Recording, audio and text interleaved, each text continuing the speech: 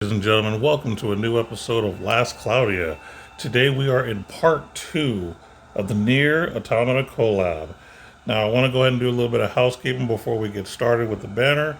I just kind of want to talk about the event just in general so far. It's been pretty decent, nice and chill. Right now we've added a few more levels to do. I actually really do appreciate the fact that you can do multiplayer in the challenge, extra challenge, so you can grind for shards. I think this is a great thing to do going forward. So my hats off to the devs for doing that. And also, don't forget that you have fishing that you can do as well. So feel free to jump in there and get some free emo coins or whatever they're called. You could also get like some items. Well, I think one or two items you could probably get out of this outside of those coins. But like I said, it's a free, easy thing to do. Don't forget to jump on that. All right. So this time we're going to start with A2. So this is a character who has 7394 on the defense. We're looking at full stats, by the way. 1461 strength is definitely something to highlight. Very good stats. Defense of 1211 is also really good. And the mine's not too bad for being right below it, 1,000. So, I would say these are average to high stats in general. As terms of resistances, we have plus 20 on dark and light. And then for the ailments, we are resistant to stun, illness, and curse. So, we got a lot going on there. And as far as abilities are concerned, I will just let you know that this is going to be a light physical DPS character. Things to note is the first skill has a damage cap of plus 2,000. The second skill has a damage cap of 5,000 on the slam attack specifically. It's a specific part of her attack, is my understanding.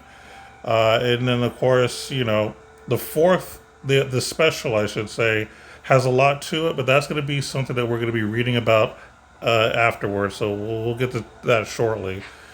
So let's take a look at the traits. Prototype, type A. When only one weapon is equipped, physical attack damage cap 20,000, or plus 20,000, I should say. When an ally is incapacitated, strength plus 30%, physical attack damage cap plus 2k, buff onto the unit. So you can already tell by the first trait that this is going to be a single wielder, which I 100% support. And then the second one, Berserk Mode. Now, this is what I was talking about with the special. This is going to explain what you need to know. So battle start, special gauge fill rate plus 100% buff. So basically you're doubling the speed of your special. Lost when special is used. But when special starts, Berserk Mode. Physical attack damage goes up by 50%. Damage cap increases by 10,000. But continual HP decrease. So when you're activating your special, you basically no longer get the double the special gauge buff. However, you do get a ton of buffs for offense. Now, you are losing HP. There are definitely ways to mitigate that. Proud Force, Blood Force, a bunch of other different things that you can do. Let's take a look at her kit just to see what she can do on her own. We got HP up max, Fighting Spirit 5, Machine Slayer, Weapon Break. Now, I do like Weapon Break. When attacking with a skill, chance to inflict a physical damage minus 20% debuff to the enemy. So maybe you're going to be basically hitting them harder. We got Auto Protect, Auto Haste, Patience, and Patience 2. I believe Patience 2 might be a new to this game, but I'm not too sure. We might have one other character that has this. We have Light High Drive, Light and Mega Drive. Love seeing those Mega Drives. We have Light Attack Raise 2. So basically, all you need here to complete this set is just regular, Light Attack Raise 1. So then we continue with Pose of Victory, Goddess Kiss, Blood Force, which I mentioned earlier, by the way. Regular attacks have a chance to absorb 20% of damage dealt as HP. So that's a good way to get some life back. We got Physical Damage Healing 2, which those can proc at a very low rate, but it's good to have. Favored Sword, loving this, with only one weapon is equipped. Physical attack damage was 30%. Physical attack damage cap 10k, or plus 10k. We got Double Hander, something we're very familiar with now. Quick Trigger, Indelible Spirit, Sharp Eyes, Giant Killing 2, which is definitely new. Skill and special damage to bosses plus 20% with a damage cap of plus 2k. I'll take it. Obviously, this is going to be your boss destroyer. We got the OS chip, same thing as the other units. Basically, you have to have it or she dies. And of course, using this chip gives her plus $5 of her basic stats. The plug-in chip attack, this is the one that gives you plus 30 to strength, plus 20% to SCT recovery, but minus 15 to mine, and minus 5 to all attribute resistance.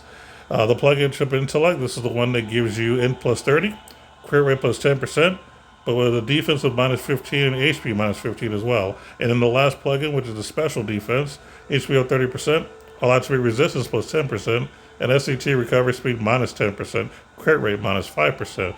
And of course, you don't have to have all three of these plugged in. This is basically built the way you want it, or you can keep it all if you want to try to do something balanced. Up to you how you want to do it. I like that you kind of get the choice. Glory to mankind. So when at least one human type ally is alive, units, all stats go up by 10%. Pretty good. We got taunt. When physically attacking an enemy close to death, physical damage plus 30%. When defeating an enemy, recover 5 seconds of SCT. So again, she's getting lots of damage increases here. I like that. A lot of multipliers happening. Lone survivor. When unit is alive and all allies incapacitated, very greatly restore unit's HP once per wave.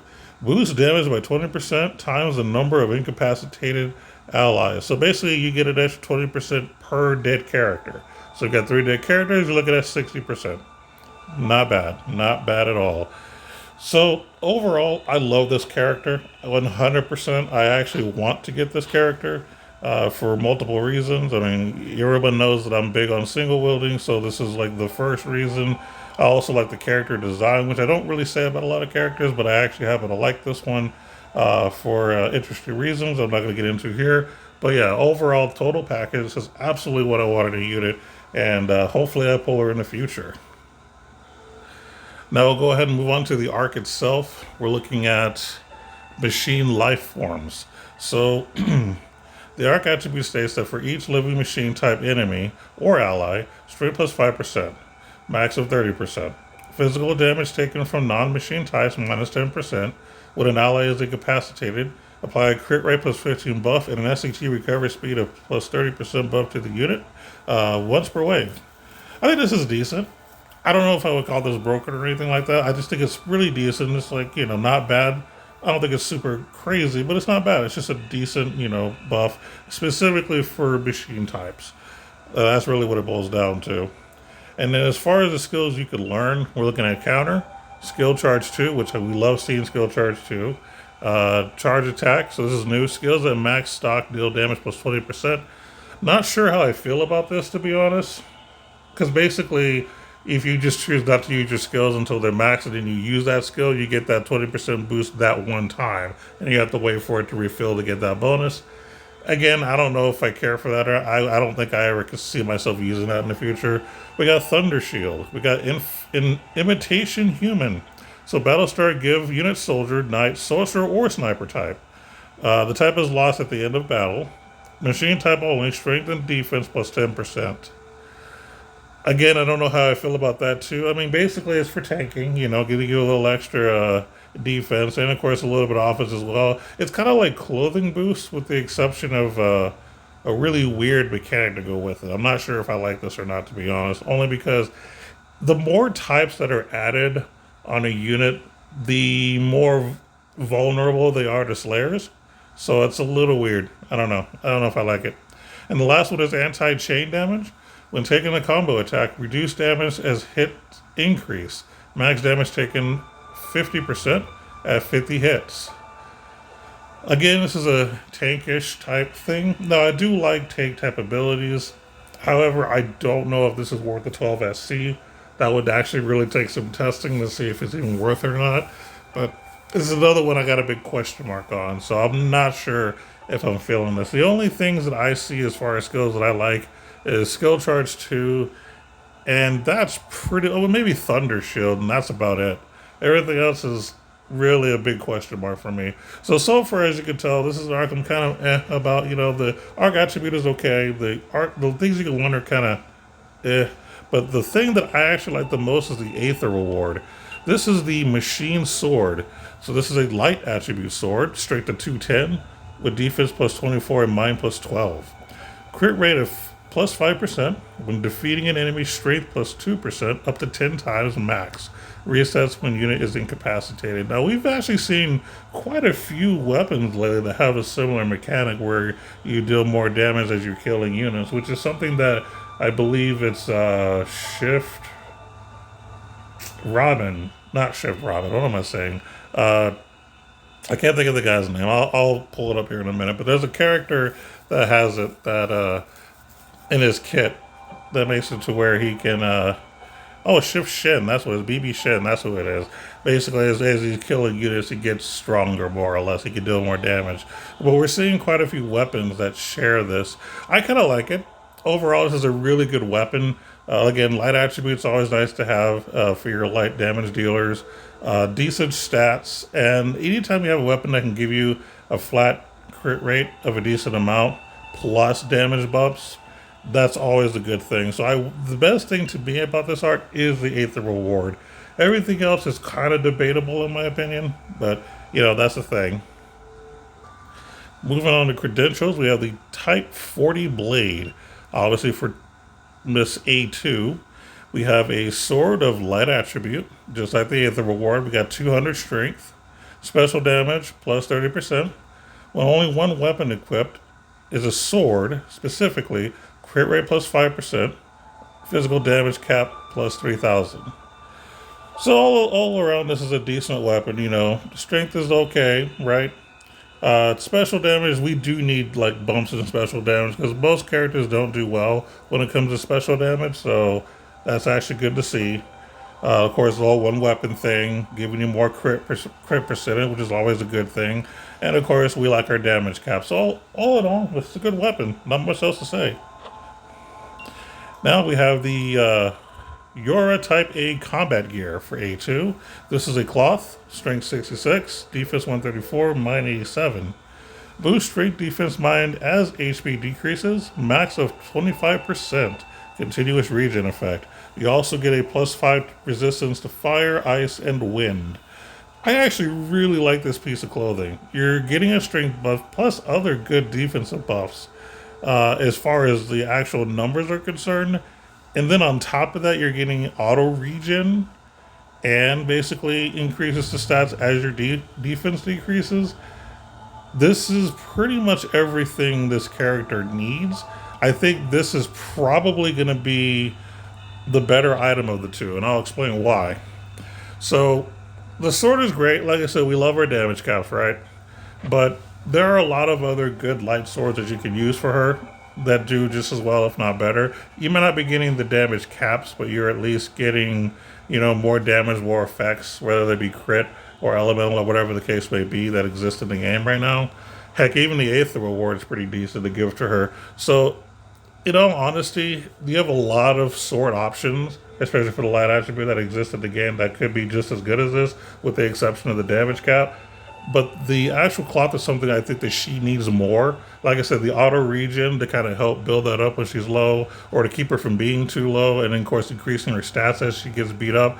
I mean, and it's just all around really, really good. Like if I was only to get one item, I would actually go for the clothing.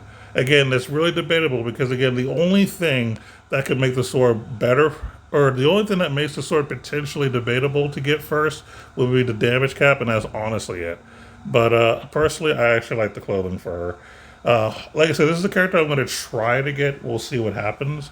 I do want to go ahead and say that I'm finally happy that I was able to pull the UR, oh, not the UR, wow. I pulled the LR arc for the first part of the actual collab. I haven't pulled a collab arc since, I'm not sure what came last, if it was ReZero or Slime, but that was the last time I actually got a collab arc. So this is actually the third collab arc that I've actually been able to pull as far as like in the banners. So that's really nice to see. And it is the arc I actually wanted, so I'm definitely content. So I'll stop complaining that I never get arcs. But all in all, this has been a really decent collab. We got really, really good characters, decent arcs, and the actual event itself is pretty decent. The thing that I'm really waiting for, that I'm looking forward to, is the ranking event where you get the whole 3-party battle thing going. I'm really curious to see what we're going to be fighting and who's going to be on top. I think it's a lot of fun. And I'll be honest with you, I think that everyone should try to participate in that event for the 3-party battle. Even if you know for sure that you can't get, say, top 100, Honestly, there are really, really good prizes, even for like the top 10,000. I mean, I think you're getting at least crystals and a bunch of other really, really good stuff. So this is worth trying, even if you know you can't get the best ranks. Because like I said, the rewards I think are going to be better here than we've ever had at any ranking that we've had in the past in this game. So I highly recommend that people at least give it a shot. And you never know how well your team can do until you give it a try. That's going to be all for today. I appreciate you guys taking the time to watch and listen to me talk all day. But until next time, keep gaming, everyone, and take care. Later.